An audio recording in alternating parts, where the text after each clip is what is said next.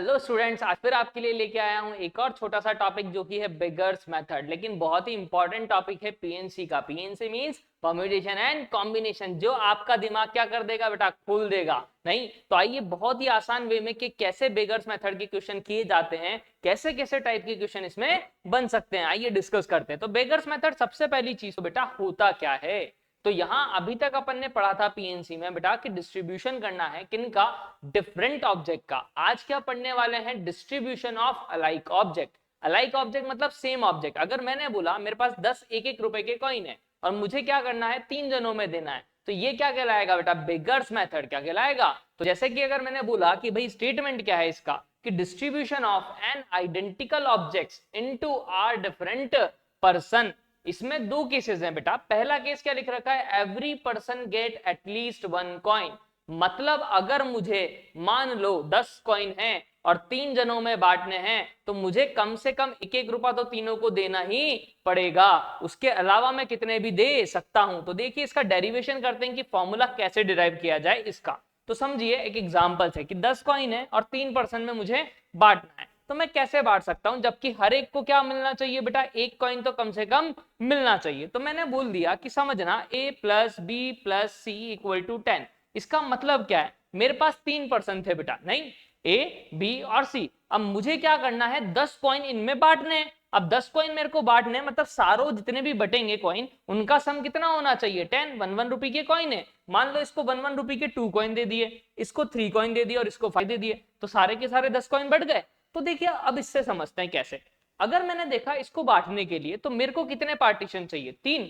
समझना कि अगर मैं क्या करूं, 2 लाइन खींच दूं, अगर एक यहां खींच दी और एक यहां खींच दी, तो मतलब ए को 2 कॉइन मिल गए, बी को 3 कॉइन और सी को कितने मिल गए, 5 कॉइन।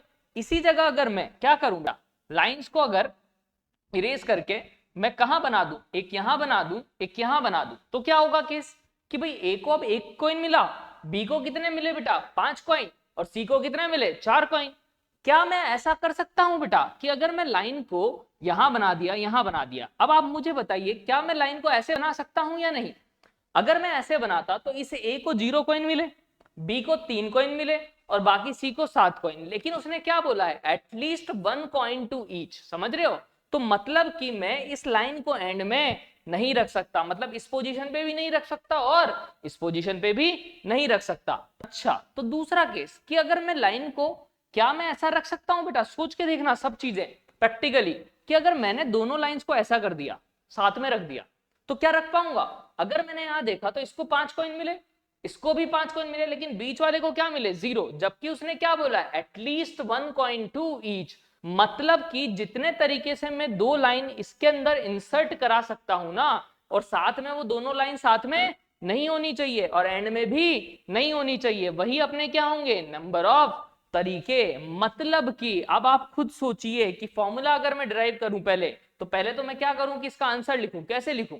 तो अपने पास अगर 10 कॉइन है बेटा, तो गैप कितने बने, 1 2 3 4 5 6 7 8 9 10 11। वैसे भी आपको पता होना चाहिए कि अगर n कॉइन है तो उनके गैप क्या बनते हैं बेटा, n+1। तो यहाँ 10 कॉइन है तो गैप कितने बनेंगे, 11। समझ में आया। यानी अगर 11 गैप बने, उसमें से मैं ना तो ये वाला गैप चुन सकता हूं, ना मैं ये वाला चुन सकता हूं, एंड में नहीं बैठा सकता, किसी को भी 0 नहीं देना। तो अपने पास गैप कितने बचे बेटा, 9। तो 9 गैप है, उसमें से मुझे कितनी लाइंस बैठानी है, सिर्फ 2। क्योंकि भाई 2 पार्टीशन करते ही 2 लाइंस खींचेंगे, 3 क्या हो जाएंगे, पार्टीशन नहीं। तो मुझे 9 में से कितने को सेलेक्ट करना है, लाइन को 2। 9 में से 2 प्लेस सेलेक्ट करी और लाइन को इंसर्ट कर दिया, मतलब 9C2 अपना क्या हो गया, आंसर। यानी 9C2 का मतलब कैसे सॉल्व करते थे बेटा, 9 को 2 बार खोलो, 9 इंटू 8, 2 को 2 बार खोलो यानी 2 इंटू 1, 9 8 जा कितना होगा, 72 अपॉन 2 यानी 36 अपना क्या हो जाएगा, कितना, आंसर। क्लियर। अब इसी का अगर मैं फॉर्मूला ड्राइव करूं तो समझना कैसे करूंगा। अगर n कॉइन है, कितने कॉइन है बेटा, n कॉइन, कितने पर्सन में बांटना है, r पर्सन में, कितने, r पर्सन में। तो भाई n कॉइन के गैप कितने बनेंगे, n+1। कितने गैप बनेंगे, n+1। लेकिन जो 2 एंड के गैप हैं वहां नहीं डाल पाओगे, यानी n+1 - 2c। अब कितने गैप चुनने हैं अपन को, तो सोचिए अगर मुझे r पर्सन में बांटना है तो कितनी लाइन इंसर्ट करनी पड़ेगी, r-1 क्यों? 3% में बांटना था तो 2 लाइन इंसर्ट करी ताकि पार्टीशन 3 आए अपने पास बेटा। क्लियर? यानी कि यहां पर भी मुझे क्या करनी पड़ेगी, r-1 लाइन डालनी पड़ेगी। यानी कि फॉर्मूला क्या बना, n-1 c r-1। तो ये पहला फॉर्मूला बना अपने पास बेगर्स मेथड का, क्या कि अगर मुझे n आइडेंटिकल कॉइन को, क्या n आइडेंटिकल कॉइन को किसमें बांटना है, r पर्सन में, क्या बांटना है, r डिफरेंट पर्सन में, तो उसका फॉर्मूला क्या होगा, n-1 c r-1। कब के लिए, जब सबको कम से कम एक तो मिले ही सही। इसी का दूसरा पैटर्न बेटा जो ज्यादा इंपॉर्टेंट है इससे भी, ठीक है, तो वो क्या है, तो देखिए उसमें भी सेम डेफिनेशन है, क्या, distribution of n identical objects into r different groups या r डिफरेंट पर्सन, ठीक है, any person take any number of coin. मतलब क्या है, इस बार इसने चालाकी कर दी, इस बार ये क्या बोल रहा है कि कितने भी मिल सकते हैं। मतलब कि जो अब 3% थे, a plus B plus C equal to 10, इसमें हो सकता है कि भैया इसको 0 और सारे 10 इसी को मिल जाए, समझ रहे हो, या किसी एक को 0 मिले बाकी 2 को डिस्ट्रीब्यूशन हो जाए, मतलब यहाँ 0 की भी अलाउंस है। मतलब कि अब जो पहला वाला तरीका है वो यहाँ काम नहीं करेगा, क्योंकि उनमें एंड में भी भराई में आएंगे और ऐसे भी भराई में आएंगे कि बीच में भी दोनों लाइन एक साथ हो सकती है। तो मतलब क्या करें अपन, तो इसका मतलब तो बड़ा सिंपल सा हो गया, क्या कि मेरे पास 10 तो कॉइन है बेटा, क्या है, 10 तो कॉइन, और 2 क्या है मेरे पास, लाइंस, समझ रहे हो आप, यानी 10 कॉइन है 1-1 रुपए के, और 2 क्या है मेरे पास, लाइंस है। तो टोटल ऑब्जेक्ट क्या हो गए अपने पास, 12। कितने ऑब्जेक्ट हो गए, 12। अब 12 को मैं जितने तरीके से अरेंज कर सकता हूं उतने ही मेरे पास क्या हो जाएंगे, मेथड। कैसे, समझिएगा, अगर मैंने मान लो कि दोनों लाइन को यहीं रखा अरेंजमेंट में, नहीं, तो पहले को कितने मिल गए बेटा, 5, दूसरे को 0, तीसरे को 5, या हो सकता है मैं लाइंस को एक यहां बना दूं और एक यहां बना दूं, तो पहले को मिल गए 3, दूसरे को भी 3 और तीसरे को 4। क्लियर है या नहीं? या हो सकता है मैं ऐसा बना दूं, एक यहां एक यहां, तो सारे केसेस आ जाएंगे। मतलब जितने तरीके से आप 2 लाइन और 10 कॉइन को अरेंज करोगे वही अपना क्या होगा, आंसर। अब देखो भाई 10 कॉइन और 2 लाइन, कितने ऑब्जेक्ट, 12 ऑब्जेक्ट। 12 ऑब्जेक्ट को अरेंज करने के कितने तरीके होते हैं, फैक्टोरियल 12। कैसे भाई, सबको पता होगा, अगर 12 चेयर्स है, कितनी चेयर्स है बेटा अपने पास, ऐसे करते करते 12 चेयर्स, तो पहली चेयर के लिए 12 ऑप्शन आएंगे, दूसरी के लिए 11 आएंगे, तीसरी के लिए कितने आएंगे, 10, फिर 9, फिर 8, तो यानी 12 इंटू से कहां तक, 1 तक, यानी फैक्टोरियल 12 तरीके 12 जनों को अरेंज कराने के। लेकिन अगर आप देखो तो कॉइन क्या थे, आइडेंटिकल, तो जितनी आइडेंटिकल थिंग होती है उतने ही फैक्टोरियल से क्या करते थे, डिवाइड, यानी फैक्टोरियल 10 से क्या करना पड़ेगा, डिवाइड। अच्छा लाइंस भी तो आइडेंटिकल है दोनों, कोई सी भी लाइन कहीं भी रखो कोई फर्क नहीं पड़ रहा, तो 2 लाइन आइडेंटिकल यानी फैक्टोरियल 2। मतलब कि ये क्या दिखा, अगर आपको ध्यान से देखो तो क्या ये ऐसा दिखा, factorial n, factorial r, factorial n-r, यानी अगर मैं लिखना चाहूं तो क्या इसको 12c2 लिख दूं, देखो फैक्टोरियल 12, फैक्टोरियल 2, फैक्टोरियल 12 माइनस 2 यानी 10, यानी क्या लिख दूं, 12c2। अब कई बच्चे बोलेंगे सर 12c10 भी तो लिख सकते हैं, मैंने कहा बिल्कुल लिख सकते हो, कोई इशू नहीं है। तो फॉर्मूला क्या बना, ये नहीं, तो फॉर्मूला क्या बना आप खुद समझिएगा, n कॉइन्स थे बेटा, क्या थे, n कॉइन्स, तो अपने पास n तो क्या थे, कॉइन्स, नहीं। अब मेरे को लाइन कितनी इंसर्ट करानी पड़ी, r-1, ताकि क्या हो अपने पास r पार्टीशन हो जाए, नहीं, तो टोटल ऑब्जेक्ट हो गए n प्लस r-1। क्लियर? तो यानी कि अगर यहां से देखें, ये आया c, 2 आया था, 3 थी तो 2 पार्टीशन थे बेटा, तो r थे तो कितने पार्टीशन होंगे, r-1, तो क्या लिखूंगा, n plus r-1 c r-1। इस एक फॉर्मूले से इतने क्वेश्चन हो जाएंगे जिसकी कोई लिमिट नहीं है। तो अगली बार अगर आपसे पूछा जाए, यही याद करते हुए चलेंगे बेटा सब चीज, और यही प्रैक्टिस करते हुए चलेंगे अपन। तो सबसे पहली चीज अपन को क्या याद होनी चाहिए कि जब भी बोल दिया जाए आइडेंटिकल थिंग्स का डिस्ट्रीब्यूशन करना, क्या करना है, आइडेंटिकल थिंग्स का डिस्ट्रीब्यूशन, कितनों में बेटा, ग्रुप्स में, आर ग्रुप्स में या आर पर्सन में, नहीं, तो उसके 2 मेथड, पहला क्या कि भैया एटलीस्ट 1, क्या कि कम से कम सबको एक एक तो मिले ही सही, तो उसके तरीके क्या होंगे, n-1 c r-1। दूसरा क्या बेटा कि अगर क्या है एनी नंबर ऑफ थिंग्स, मतलब 0 भी मिले, 1 भी मिले, 2 भी मिले, तो क्या फॉर्मूला है, n plus r-1 c r-1। बच्चे ये फॉर्मूला रट लेते हैं, उनको समझ नहीं आता कि कैसे लाया, तो मैंने आपको बता दिया कि मैं कैसे लाया हूं इस फॉर्मूले को। क्लियर? तो याद रखेंगे n plus r-1 c r-1। अच्छा सर तो क्वेश्चन कैसे कैसे बनेंगे इस पे, तो देखिए इसमें क्वेश्चन 4-5 टाइप में बनते हैं, नहीं, तो पहला टाइप अपन डिस्कस करते हैं, क्या कि इस टाइप का कि अपन को क्या दे दिया, x plus Y plus Z equals to 20, जहां x क्या है greater than equal to 0, y भी greater than equal to 0, z भी ग्रेटर देन इक्वल टू 0, और साथ में क्या बोला है x y z जो है बेटा वो इंटीजर है। क्या है? इंटीजर। तो इसका मतलब क्या है आप समझ रहे हो कि मेरे पास यार 20 रुपए के कॉइन है, 1-1 रुपए के 20 कॉइन है, समझना। मुझे किस में बांटना है? x y z और 3% में, सच दैट 0 से बड़ा। इसका मतलब समझ रहे हो आप? 0 से बड़े का मतलब क्या है? 0 के बराबर या 0 से बड़ा, मतलब किसी को कितने भी ऑब्जेक्ट मिल सकते हैं, मतलब किसी को कितने भी रुपए मिल सकते हैं। यानी एक्स वाई जेड इंटीजर है, मतलब इंटीजर मतलब किसी को 1 रुपए का कॉइन दिया है, किसी को 1 रुपए के 2 कॉइन दिए, किसी को 1 रुपए के 3 कॉइन दिए, इस टाइप से नहीं, इंटीजर्स वैल्यू है। तो मतलब इसका मतलब सिंपल सा फंडा क्या हो गया कि 20 कॉइन है, क्या है, और कितने ऑब्जेक्ट है? 3, नहीं 3 ऑब्जेक्ट्स में मुझे बांटना है 20 कॉइन को, नहीं तो अभी हाल मैंने बताया। और यहाँ कौन सा है बेटा कि 0 भी अलाउंस है, मतलब एनी नंबर ऑफ कॉइन बांट सकता हूं। तो क्या होगा फॉर्मूला? 20 कॉइन है तो n plus r minus 1 C are minus 1। सीधे सीधे क्या आ गया अपना आंसर? 20 plus 3 23 minus 1 22 C2। कैसे खोलेंगे 22 C2 को? 22 को 2 बार यानी 22 इंटू 21, नीचे 2 को पूरा खोल देंगे, 2 इंटू 1 सॉल्व आउट कर लेंगे, आंसर आ जाएगा। तो कितना इजीली अपन ने क्या कर दिया बेटा इसको सॉल्व आउट। क्लियर? तो मतलब कि अपने पास जब ऐसे क्वेश्चन आए तो घबराना नहीं है, बड़े ही इजीली हम लोग इसको क्या कर पाएंगे? सॉल्व। अब इसी में अलग अलग केसेस चलते हैं बेटा कि कभी 0 देगा, कभी 1 देगा, कभी 2 देगा, कभी रेस्ट्रिक्शन देगा, तो उनको कैसे कैसे अपन सॉल्व करेंगे। तो आइए देखते हैं। सबसे पहले देखिए आप खुद पढ़िए, क्वेश्चन को ट्राई करने का ट्राई कीजिए। x plus Y plus Z equals to 20, x is greater than equal to 0, y is greater than equal to 0 and z is greater than 0।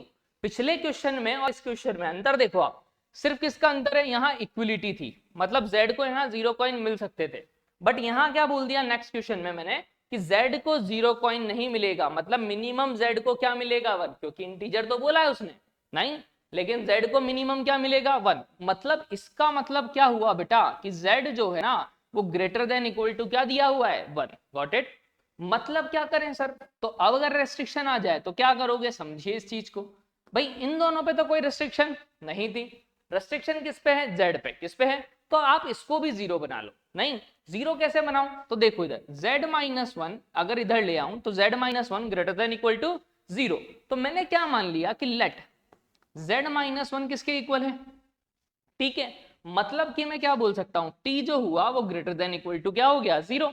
मतलब अगर ऐसा लिखा रहता तो मेरा काम इजी हो जाता है। तो अब z माइनस 1 है तो z कितना आया बेटा? t plus 1। यानी अगर मैं इसमें देखूं तो ये नया क्वेश्चन क्या बना? x plus Y plus Z की जगह क्या रख दूं?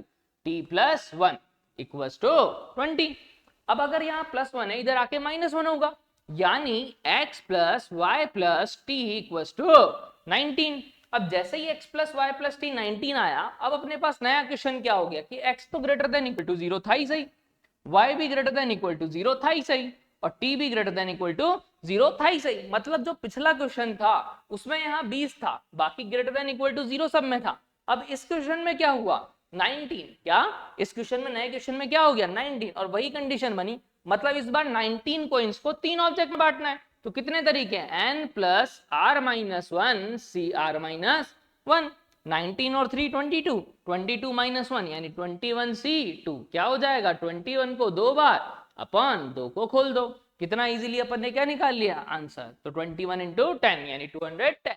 तो इस तरह से क्या होगा, कई बार 3 दे देगा, कई बार 4 दे देगा और अपन से आंसर पूछेगा। तो एक और ट्राई करते हैं इसी पैटर्न का, जैसे कि यहां दिया। अब यहां क्या किया? सेम क्वेश्चन है, कोई अंतर नहीं है, greater than equal to 0, greater than equal to 0, greater than equal to 1। मतलब वहां z का था, यहाँ किसका आया? y का। तो सब अपने मन में अभी तक आंसर पहचान चुके होंगे कि इस क्वेश्चन में और पिछले क्वेश्चन में कोई अंतर नहीं है। नहीं, बस यहाँ एक बार दिया था ग्रेटर देन 0, इंटीजर दिया है तो मतलब कि वो 1 के इक्वल या 1 से बड़ा होगा ही सही। तो इसी क्वेश्चन को वो ऐसे भी दे सकता है और इसी क्वेश्चन को वो ऐसे भी दे सकता है, बस z की जगह किस में दे रखा है? y में। तो इसका भी आंसर क्या रहेगा बेटा? सेम। वापस से बता देता हूं कैसे करते हैं ऐसे क्वेश्चन को। 1 को कहां लाओगे? इधर। तो y माइनस 1 ग्रेटर देन 0। अब इसको क्या मान लेंगे अपन? t, यानी कि y minus 1 equal to t। तो y कितना होगा? t प्लस 1, जहां t क्या है बेटा? ग्रेटर देन इक्वल टू 0, क्योंकि y माइनस 1 को t माना था अपन ने। तो अब यहां रख देते हैं, तो x plus t plus 1 plus z equal to 20। यानी x plus t plus Z equal to 19। मतलब 19 ऑब्जेक्ट को 3 में बांटना है। तो अभी हाल formula n plus are minus one C are minus one, जो पिछला क्वेश्चन का आंसर था वही सेम आंसर है। नहीं तो अब नेक्स्ट क्वेश्चन को वापस आते हैं इसी पैटर्न पे। अब आप खुद ट्राई कीजिए। इस बार मैंने सब में कंडीशन दे दी।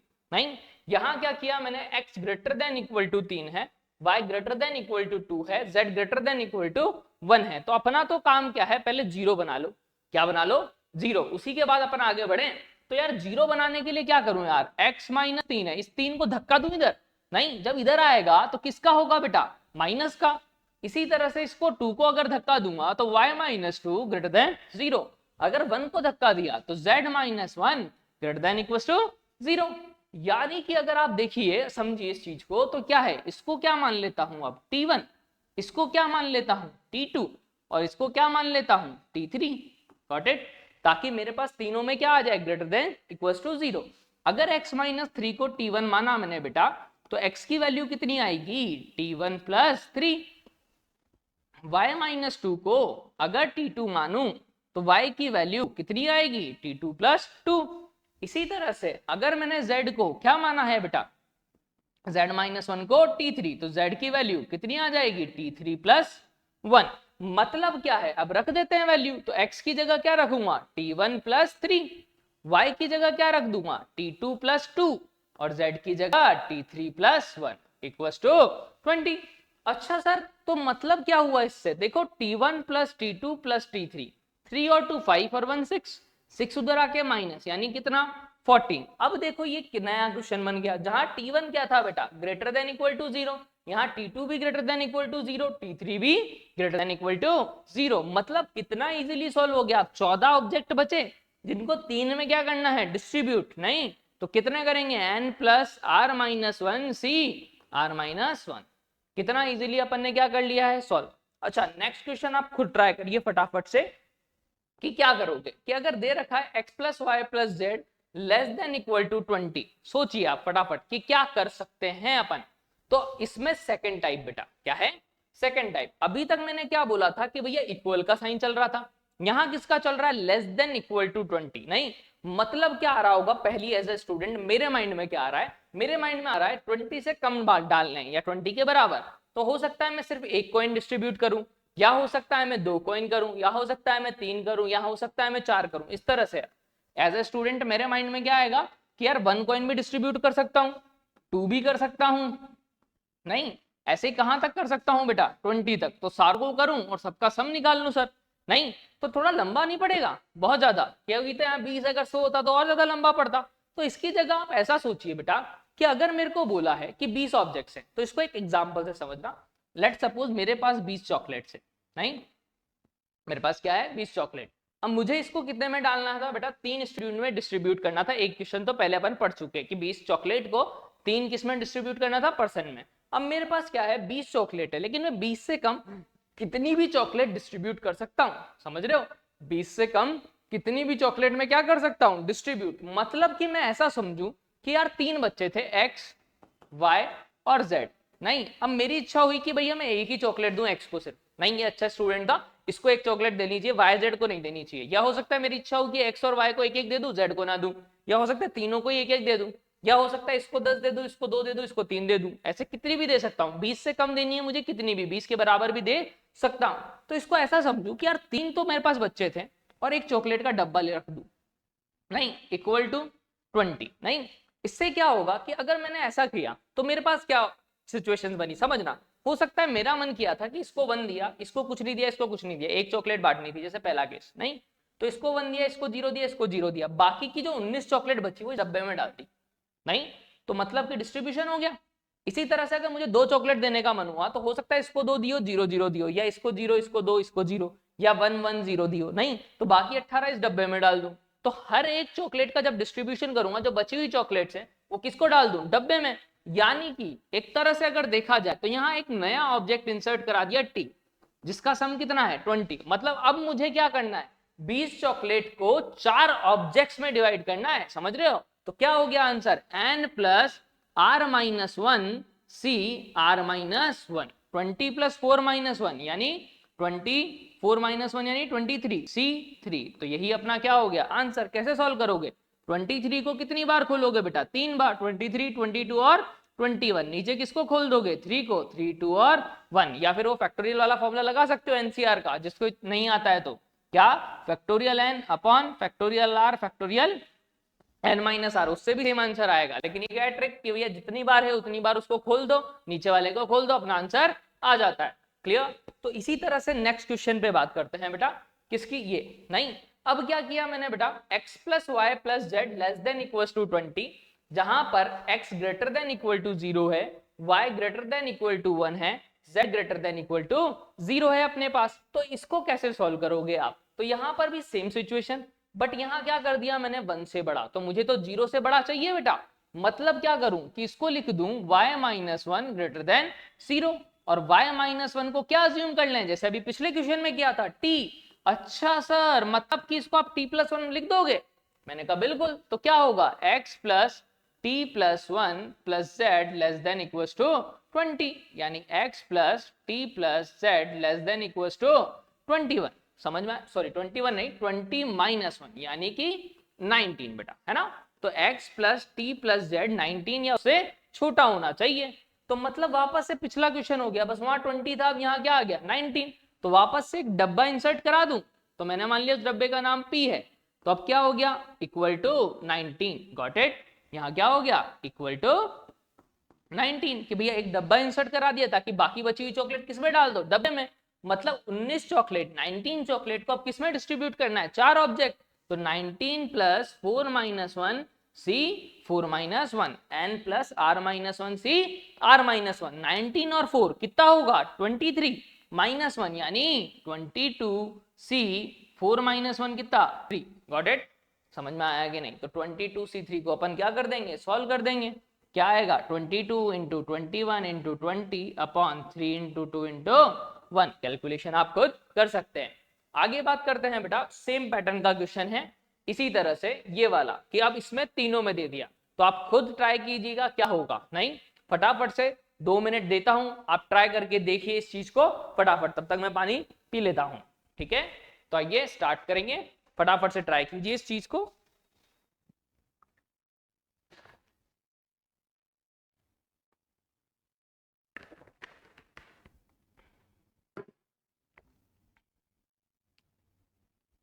हाँ तो भाई कितने जनों ने ट्राई किया। वैसे तो देखो, जिसको अगर आ गया होगा वो डायरेक्ट ही कर देगा। कैसे, कि भैया x है, x माइनस 1 क्या लिखोगे, ग्रेटर देन 0, y माइनस 2 क्या लिखोगे, ग्रेटर देन 0। अपना काम क्या है, इक्वल टू 0 बनाना। z minus 3 equal to 0। मतलब इसको क्या मान लेंगे अपन, t1। इसको क्या मान लेंगे बेटा, t2, जैसे अभी अपन ने पिछले क्वेश्चंस में किया। इसको क्या मान लूंगा, t3। तो किस किस को समझ में आया कि x की जगह, अच्छा सर आप क्या लिखोगे, अब x minus 1 equal to t1 माना, तो x इक्वल टू क्या आएगा, t1 प्लस 1। y माइनस 2 को t2 माना, तो y क्या आएगा, t2 प्लस 2। और z माइनस 3 को t3 माना, तो क्या होगा, t3 प्लस 3। रख दू यहाँ, तो यानी t1 plus 1 plus t2 plus 1 ऐसे ही आएगा बेटा, t2 प्लस 2 सॉरी, है ना, और t3 plus 3 less than equals to 20।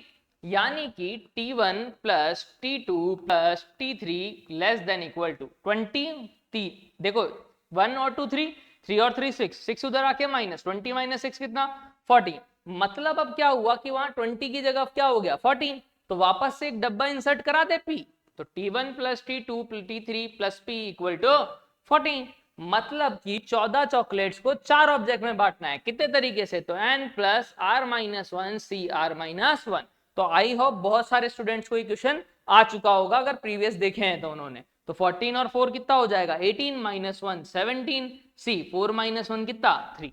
तो 17 सी 3 अपना क्या आ गया बेटा, आंसर। क्लियर। तो देखो पैटर्न क्या चला, आपको समझ में आया ये चीज। नहीं, लेकिन इसमें एक दिक्कत थी बेटा, समझना। अभी तक मैंने आपको जो क्वेश्चन कराया उसमें देखना रेस्ट्रिक्शन सिर्फ एक साइड की थी। मैंने कभी ये नहीं बोला x लेस देन हो किससे, हमेशा x greater than equal to 1, x greater y greater than equal to 2, z greater than equal to 3 कराया। नहीं, कई बार क्वेश्चन ऐसा आएगा जिसमें अपर लिमिट क्या होगी, बाउंड होगी। नहीं, लेकिन उन क्वेश्चन को अपन बेगर से नहीं कर सकते। उन क्वेश्चन के लिए अपन क्या यूज करेंगे, मल्टीनोमियल। क्या यूज करेंगे, मल्टीनोमियल। बेगर से वो नहीं होंगे। तो नेक्स्ट अपन बात करेंगे तब मल्टीनोमियल की। लेकिन अभी किसकी बात कर रहे हैं बेटा, बेगर्स की, कि बेगर्स में क्या क्या टाइप बन सकते हैं। नेक्स्ट लेक्चर में अपन किसकी बात करेंगे, मल्टीनोमियल की। तो देखिए क्या कहना चाह रहा हूं, नेक्स्ट टाइप ऑफ क्वेश्चन कि भाई अब अपने पास क्या है, पहले अपर रेस्ट्रिक्शन थी, इस बार लोअर रेस्ट्रिक्शन है। इसका मतलब क्या है, x plus Y plus z greater than equal to 12, या तो 12 हो या 12 से बड़ा हो, या 20 हो या 20 से छोटा हो, यही ऑप्शन हो सकते हैं और कोई ऑप्शन नहीं है। साथ में बोला x greater than equal to 0, y greater than equal to 0 और z greater than equal to 0। मतलब यहां तो कोई दिक्कत नहीं है, किसी को कितने भी ऑब्जेक्ट दे सकते हो आप, कोई दिक्कत नहीं है। बट यहाँ क्या बोला है, x plus Y plus z 12 से क्या होना चाहिए, बराबर या बड़ा। तो आप खुद सोचिए कि यार ये क्वेश्चन अभी अपन ने किया था, x plus Y plus z जब 20 से क्या था, छोटा, इसका कर चुके हैं अपन आंसर। तो अब मैं क्या करूं, इस केस में से अगर ये केस माइनस कर दूं, जब x plus Y plus z 11 हो या 11 से छोटा हो, तो क्या मुझे पता लग जाएगा कि भाई जब 12 से 20 के बीच में होगा। क्लियर। तो मतलब कि मेरा काम क्या हो गया, एक ये आंसर निकाल लूं और एक ये आंसर निकाल लूं, नहीं, ताकि मुझे पता लग जाएगा कब 12 या 12 से बड़ी चॉकलेट्स डिस्ट्रीब्यूट है, 12 से ज्यादा चॉकलेट डिस्ट्रीब्यूट है। तो यानी कि इसका आंसर कैसे किया था कि भाई जब भी लेस देन इक्वल होता था एक डब्बा इंसर्ट कराया था पी, नहीं, और डब्बा इंसर्ट कराते ही इक्वलिटी का साइन हो जाता था गायब, नहीं इक्वलिटी गायब, क्या लिख देते थे, इक्वल। मतलब अब 20 ऑब्जेक्ट्स को 20 क्या है, कॉइन्स या 20 चॉकलेट्स है, उसको 4 ऑब्जेक्ट में डिस्ट्रीब्यूट करना है। तो कितने तरीके से, n plus are minus one C are minus one. बड़ा ही इजीली अपन ने क्या कर लिया, सॉल्व। तो कितना आया बेटा, 23C3, गॉट इट। अच्छा, इसकी अगर मैं बात करूं बेटा, x plus Y plus z less than 11, तो यहां भी क्या है, लेस देन आ रहा है, तो यहां भी क्या करेंगे, एक डब्बा इंसर्ट, यानी p मैंने इंसर्ट करा दिया, इक्वल टू क्या हो जाएगा 11, यानी कि 11 ऑब्जेक्ट्स को 4 में क्या करना है अपन को, 11 आइडेंटिकल ऑब्जेक्ट्स है, 4 में डिस्ट्रीब्यूट करना है। तो 11 प्लस क्या लिखेंगे, 4 minus 1 C 4 minus 1 n plus are minus 1 C are minus 1, यानी 15 माइनस 1 कितना हो जाएगा 14 C3। कितने इजीली अपन क्या कर सकते हैं, सॉल्व। तो अब मैं क्या करूं, इसमें से इसको क्या कर दूं, सबट्रैक्ट, ताकि मुझे पता लग जाए ये कब का केस था, जब 11 से कम चॉकलेट डिस्ट्रीब्यूट की थी या 11 चॉकलेट डिस्ट्रीब्यूट की थी। ये क्या है, 20 और 20 से कम की थी अपन ने। तो इसमें से अगर ये माइनस कर दूंगा तो पता लग जाएगा कि जब 12 से 20 चॉकलेट डिस्ट्रीब्यूट की है। तो 23C3 माइनस 14C3 अपना क्या आ गया, आंसर। बड़े ही इजीली अपन ने क्या कर लिया बेटा, सॉल्व आउट। इसी तरह से देखो नेक्स्ट क्वेश्चन कि भाई अपन के पास क्या है, अब दो कंडीशन दे दी, क्या दे दी, पढ़ो ध्यान से क्वेश्चन को, बढ़िया क्या question, x plus Y plus z plus p plus q equal to 20। इन पे कोई रेस्ट्रिक्शन नहीं दी मैंने कि वही ग्रेटर देन इक्वल टू 0 है सबके सब, ठीक है। x plus y greater than equal to 15। यहाँ पे एक और करेक्शन करना बेटा, यहाँ सारे के सारे हैं, यहाँ p और q भी आएगा, p भी ग्रेटर देन 0 और q भी ग्रेटर देन इक्वल टू 0, किसी को आप कुछ भी दे सकते हो। साथ में x प्लस वाई क्या दे रखा है, 15, क्या दे रखा है, x प्लस वाई, इन दोनों का सम 15 दे रखा है। और अपन से क्या पूछा है बेटा कि भैया नंबर ऑफ सॉल्यूशन बताओ। अपन ने जितने भी निकाला तो क्या पूछ रहा है अपन से, नंबर ऑफ सॉल्यूशन की x y z की क्या क्या वैल्यूज हो सकती है। तो कैसे करोगे आप खुद सोचिए कि भाई 20 ऑब्जेक्ट थे, तो सबसे पहले x प्लस वाई की वैल्यू कितनी है, 15, तो रख दो। तो 15 plus z plus p plus q equal to 20, यानी z plus p plus q equal to कितना बचा, 5। x प्लस वाई कितना था, 15, मतलब 15 कॉइन्स को तो 2 बैगर्स में डालना है और 5 कॉइन्स को 3 बैगर में डालना है, जेड पी और क्यू। तो इसके कितने तरीके होंगे बेटा, 5 आइडेंटिकल कॉइन है, कितने बैगर में डिस्ट्रीब्यूट करना है, 3, तो n plus are minus 1 C are minus 1, got it. इसी तरह से इसके क्या होंगे, 15 कॉइन को 2 में डिस्ट्रीब्यूट करना है, तो n plus are minus 1 C are minus 1, यानी कि ये तो हो गया 8 माइनस 1 यानी 7C2।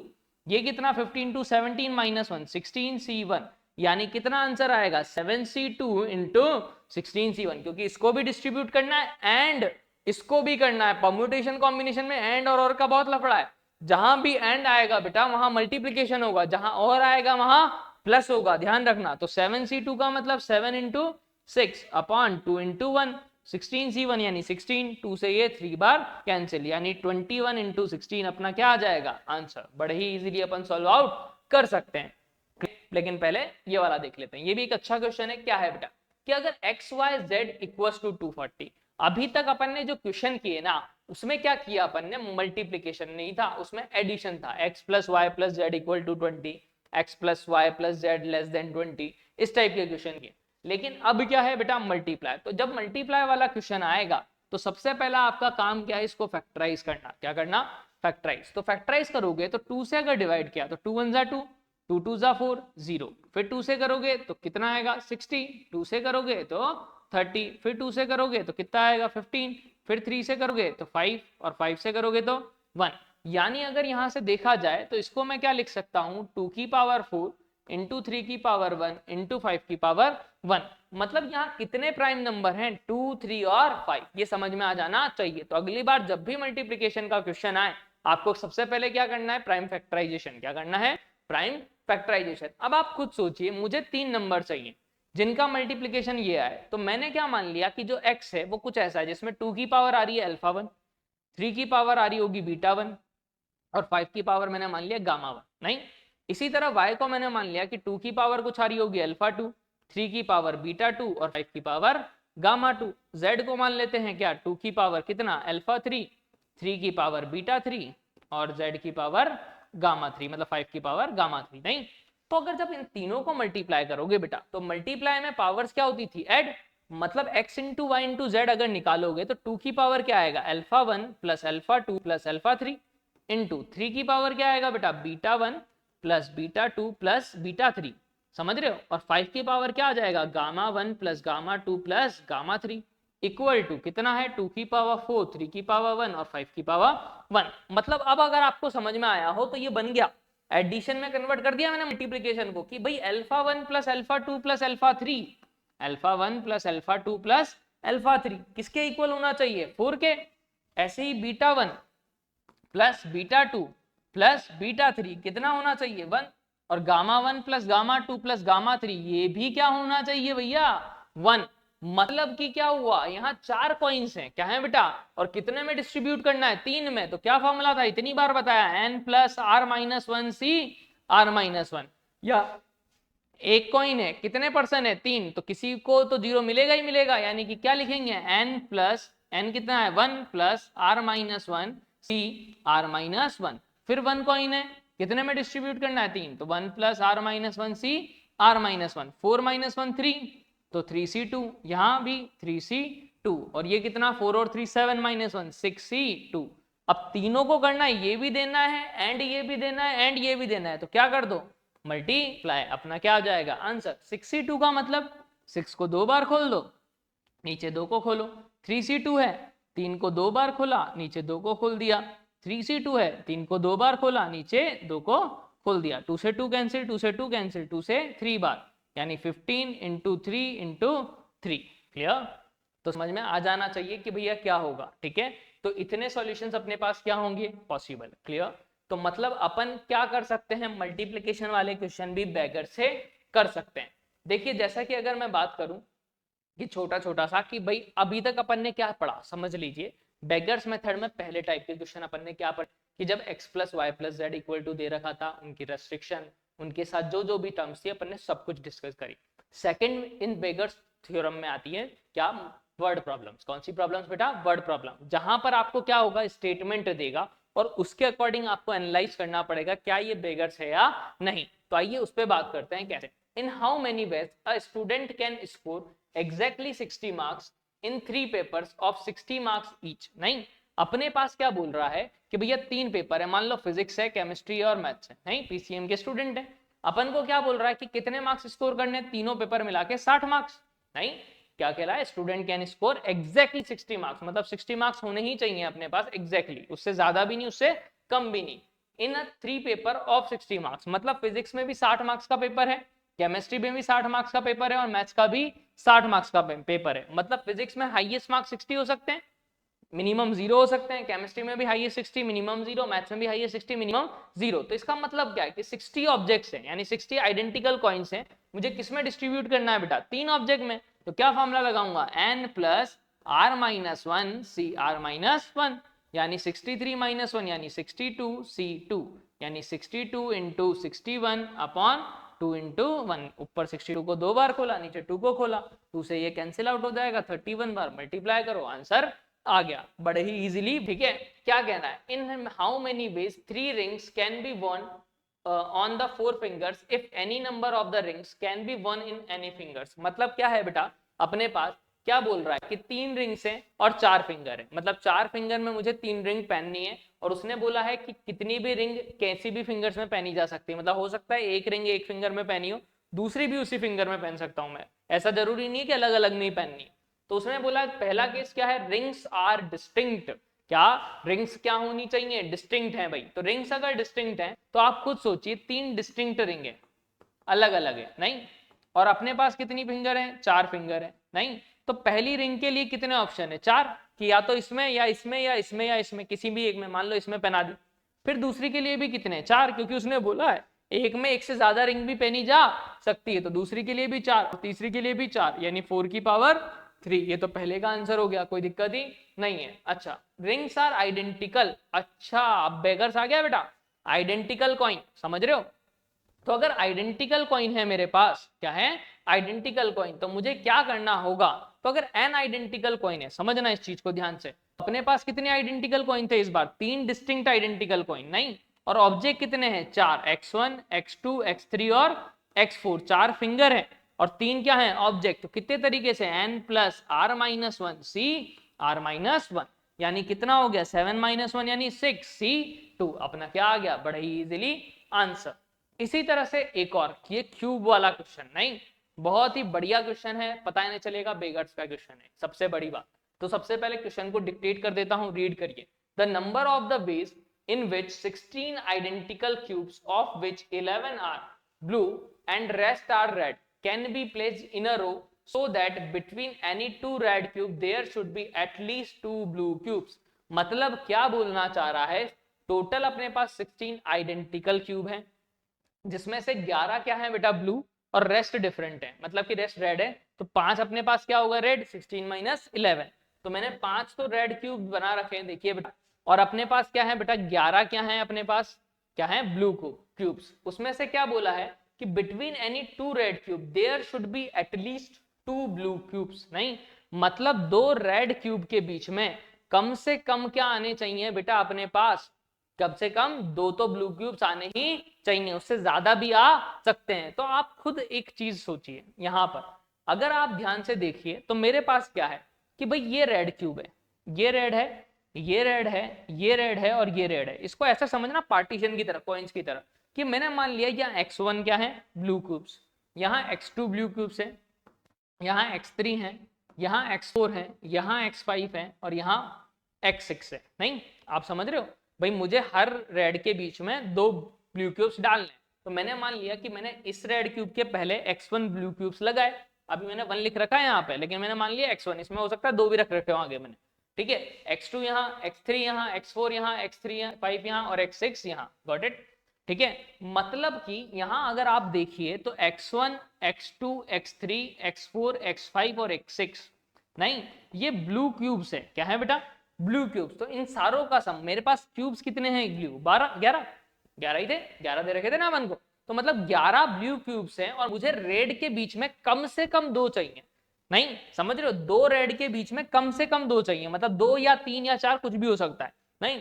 तो आप खुद सोचिए कि x2 मिनिमम 2 तो होना चाहिए, मतलब अगर यहाँ रेस्ट्रिक्शन लगाऊं, x1 तो बाहर था देखो रेड 1 के, तो उस पर कोई रेस्ट्रिक्शन नहीं है, तो मतलब उसमें 0 भी हो सकता है, 1 भी हो सकता है, 2 भी हो सकता है, कोई दिक्कत नहीं है, मैं सारे के सारे अंदर डाल दूं, क्या दिक्कत है, यहाँ 3 रखा था मैंने तो भी कोई इशू नहीं है, कि अगर x1 को इधर ही रख दूं मैं, यहाँ पर ही इसको 0 दे दूं तो भी कोई दिक्कत नहीं है। दूसरा क्या है x2, तो 2 रेड के बीच में मिनिमम 2 होने चाहिए, तो मतलब या तो 2 होंगे या 3 होंगे या 4 होंगे, मुझे उससे मतलब नहीं है, 2 से तो ज्यादा होने चाहिए।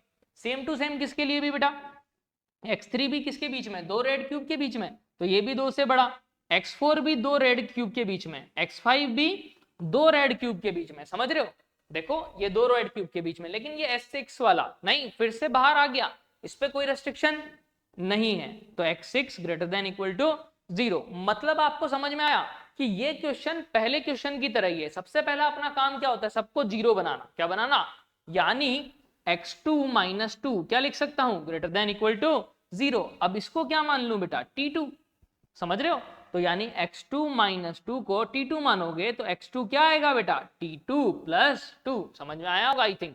इसी तरह x3 माइनस 2 को t3 मान लेता हूं, तो वहां क्या आएगा t3 प्लस 2, x4 क्या आएगा t4 प्लस 2, x5 क्या आएगा t5 प्लस 2, मतलब कि अगर आप ध्यान से समझ चुके हो तो इसको मैं क्या लिख देता हूं, t2 प्लस 2, इसको t3 प्लस 2, इसको t4 प्लस 2, इसको t5 plus 2, x6 equal to 11। यानी 2 2 4 2 6 2 8 उधर आके माइनस होंगे, 11 माइनस 8 कितना 3। यहां क्या बचा, x1 plus t2 plus t3 plus t4 plus t5 plus x6। नहीं, अब इन पे कोई रेस्ट्रिक्शन नहीं है क्योंकि जैसे ही मैंने इसको t2 माना तो t2 greater than equal to 0 आ गया। मतलब 3 आइडेंटिकल कॉइन हो गए अब अपने पास, और उनको कितने ऑब्जेक्ट्स में डिस्ट्रीब्यूट कराना है, 6 में। तो 3 प्लस 6 माइनस 1 सी कितना 6 माइनस 1, यानी 6 और 3 9 माइनस 1 8 सी 5, यानी कितना होगा 8 इंटू कितना 5 है बेटा, तो इसको 8c3 लिख दूं। एनसीआर किसके इक्वल होता है, एनसीएन माइनस आर, तो ज्यादा इजी पड़ेगा। तो 8 को 3 बार सॉल्व कर लो, नीचे 3 को क्या कर लो सॉल्व, तो यानी कि कितनी बार कट जाएगा, 3 से कितना 2 बार, 2 से 2 बार, 8 7 जा 56। मतलब 56 तरीके से मैं क्या कर सकता हूं, इंसर्ट। तो ये जो क्वेश्चन है बेटा बहुत ही अच्छा क्वेश्चन है, ठीक है। तो आना चाहिए लॉजिकल, किसमें पता नहीं लगता बेगर से करना है, नहीं तो अपन को सोचना पड़ेगा थोड़ा सा इस क्वेश्चन के लिए। तो आई होप समझ में आया हो बहुत ही अच्छे से। तो ये बहुत ही बढ़िया क्वेश्चन था।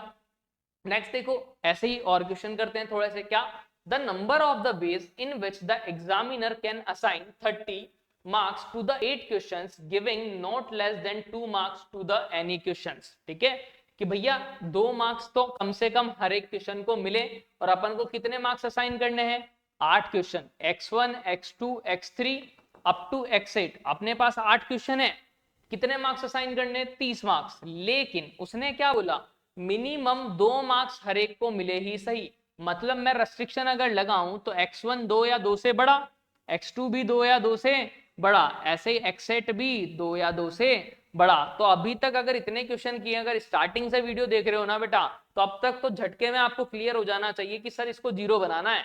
मतलब कि x1 minus 2 greater than equal to 0, यानी कि मैं क्या बोल दूं इसको t1। नहीं, तो अगर x1 माइनस 2 को आप t1 मानोगे तो x1 की वैल्यू आएगी t1 प्लस 2, यानी कि t1 प्लस 2 लिखोगे, यहां भी t2 प्लस 2 लिखोगे, यहां भी t3 प्लस 2 लिखोगे, यहां क्या लिखोगे t8 प्लस 2 इक्वल टू 30। कैसे लिखा समझ में आया क्या, इसको t1 मानोगे बेटा, फिर x2 माइनस 2 को t2 मानोगे, x3 माइनस 2 को t3 मानोगे। नहीं तो सब में बस क्या होगा, t1 t2 t3 चलेगा, बाकी प्लस 2 तो सब में आएगा। मतलब कि ये कितनी बार हो गया, t1 plus t2 plus t3 up to t8, ये 2 2 2 8 बार 16 हो गए, यानी कि 30 माइनस 16 यानी 14 ऑब्जेक्ट हो गए।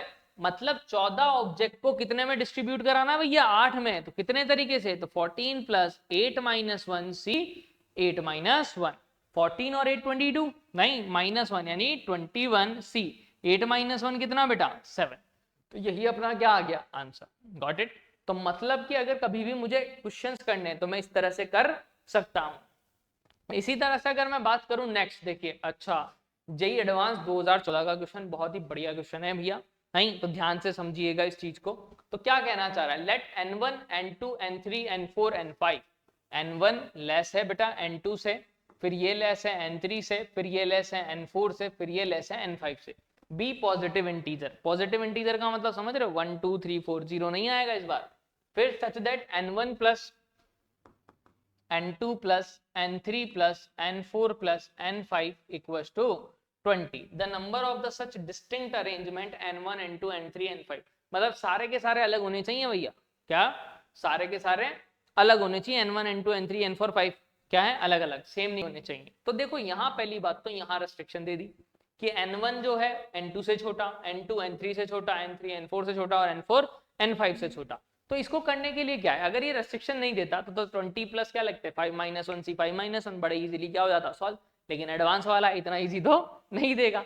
तो क्या करा, देखो समझिए इस चीज को, n2 क्या है n1 से बड़ा, क्या है n2 क्या है n1 से बड़ा। तो मैंने क्या देखा कि यार अगर n1 को देखूं तो n1 मिनिमम क्या हो सकता है, पॉजिटिव इंटीजर था तो 1 से बड़ा होगा, ये समझ में आ जाना चाहिए, 1 या 1 से बड़ा, 0 नहीं हो सकता।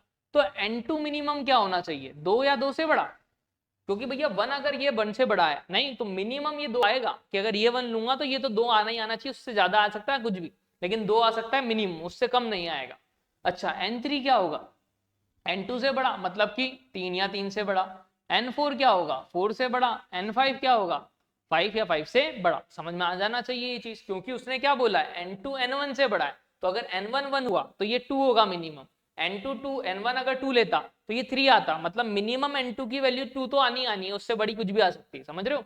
ऐसे n3 की वैल्यू क्या आनी चाहिए, मिनिमम 3, अगर ये 2 लिया है तो। Got it.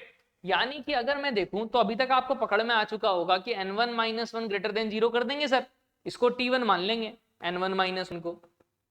यानी कि n1 की वैल्यू कितनी आएगी बेटा, t1 + 1। ऐसे ही n2 की वैल्यू अगर आप निकालो तो n2 - 2 greater than equal to 0, यानी t2 इक्वल टू क्या मान लोगे, n2 - 2, यानी n2 की वैल्यू आ जाएगी t2 + 2। अगर आप पकड़ में आ गया हो तो यहाँ क्या आएगा, n3 क्या आएगा, t3 + 3, समझ रहे हो। यहाँ t4 + 4 आ जाएगा n4, और यहाँ n5 क्या आएगा, t5 + 5। समझ में आया हो तो, मतलब कि रख दें वैल्यू, यानी n1 की जगह क्या रख रहा हूँ, t1 + 1 फिर t2 + 2 फिर t3 + 3 फिर t4 + 4 और फिर t5 + 5 equals to 20। Got it. यानी अगर मैं यहां से देखूं बेटा तो क्या होगा, t1 + t2 + t3 + t4 + t5, नहीं यहाँ 1 2 3 नहीं, 3 और 3 6, 6 और 4 10, 10 और 5 50, 15 उधर आएगा तो 20 - 15 कितना होगा बेटा, 5। यानी कि ये कितना बचा अपने पास, 5। मतलब कि इन 5 नंबर का सम मुझे 5 चाहिए, समझ रहे हो। इन 5 नंबर का सम मुझे 5 चाहिए। तो क्या क्या पॉसिबिलिटीज हैं अपने पास वो समझने की ट्राई करते हैं। लेकिन एक दिक्कत थी, ये ध्यान रखना बेटा, कि यहाँ n2 क्या था, n1 से बड़ा, तो t2 भी किससे बड़ा होगा बेटा, t1 से, समझ रहे हो।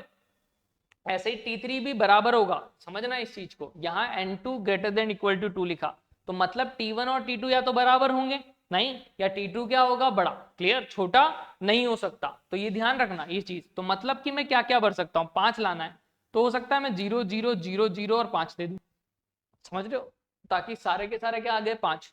या हो सकता है मैं 0 0 0 क्या दे दूं, 1 और 4। अब कोई ये मत बोलना 4 और 1 दे दो सर, क्यों, मैंने क्या बोला बेटा, असेंडिंग ऑर्डर में जमाना है, क्या कि n1 n2 n3 n4 n5 बड़ा है, समझ रहे हो। तो यानी कि t1 जो है वो छोटा होना चाहिए, बराबर होना चाहिए t2 से, नहीं, क्योंकि मैंने t2 को क्या माना था भैया, +2, तो वो एक बड़ा तो ऑलरेडी है, तो बराबर हो सकता है, लेकिन क्या छोटा नहीं होगा, तो 1 और 4। या फिर क्या हो सकता है बेटा, 2 और 3, समझ रहे हो, 3 को 0 दे दिया। या फिर 3 और 2 तो नहीं ले सकता, उल्टा दो, तो फिर 3 नंबर ले लेते हैं, तो या तो 1 ले लें, 1 ले लें, तो कितना बचा बेटा, 3, यहाँ 0 0, नहीं, या 1 ले लें, 2 ले लें और 2 ले लें। क्लियर, यही पॉसिबिलिटीज है। या फिर क्या ले लें बेटा, अब 1 3 2 तो नहीं ले लूंगा, 1 3 1 भी नहीं ले सकता, तो अब 4 बार 1 ले लें, तो 1 1 1 और क्या ले लूं, 3 हो गया, तो यहाँ 2 ले लूं। और क्या हो सकता है फिर, या फिर सब में ही 1 1 1 ले लें, और कोई ऑप्शन नहीं है, क्योंकि 2 को मैं इधर तो शिफ्ट कर ही नहीं सकता। मतलब 1 2 3 4 5 6 और 7, मतलब ये 7 ही केस पॉसिबल है, क्योंकि इनको अरेंज नहीं कर सकते। पहला छोटा होना चाहिए, दूसरा बराबर, समझ रहे हो। t1 जो है t2 के या तो बराबर होगा या उससे क्या होगा, छोटा, बड़ा नहीं हो सकता। तो देखो t4 सारे मैंने बराबर लिए, t5 वाला बड़ा लिया, इसका उल्टा मैंने 1/4 था तो 4/1 नहीं लिया, क्योंकि t4 जो है बेटा या तो बराबर होगा t5 से या उससे छोटा होगा, बड़ा नहीं हो सकता। Got it. तो मतलब कितने केसेस आए, 7, मतलब यही अपना क्या है आंसर। तो जो एडवांस वाला है ना बेटा, वो हमेशा आपसे केसेस बनवाएगा, वो डायरेक्ट फॉर्मूला बेस तो नहीं देगा। क्लियर। तो ये अपना क्या था बेटा सेशन, इसमें अपन ने क्या कर लिए, जो भी बेगर्स मेथड से रिलेटेड क्वेश्चन थे, ठीक है, वो सब कुछ किए। इसमें एक पैटर्न के क्वेश्चन बच रहे हैं, कौन से बेटा, जिसमें अपने पास क्या होता है, मल्टीनोमियल लगता है, जब रेस्ट्रिक्शन दे दे, जैसे कि एग्जांपल के लिए 3 डाइस उछाले, नहीं, और मुझसे बोला उन डाइस पे जो आए रिजल्टेंट, उन सबका सम जो हो वो 15 हो, तो ऐसे कितने तरीके पॉसिबल है। तो ऐसे क्वेश्चंस को कैसे करेंगे अपन, कि भैया कैसा लगाएंगे, पढ़ेंगे अपन को मल्टीनोमियल थ्योरम, तो वहां समझेंगे मल्टीनोमियल थ्योरम से। दूसरा, एक सेट वाले जो क्वेश्चंस होते हैं पीएनसी से रिलेटेड, वो भी केसेस बनाने वाले होते हैं, वो भी बहुत ही बढ़िया क्वेश्चंस होते हैं, तो उनको अपन नेक्स्ट टाइम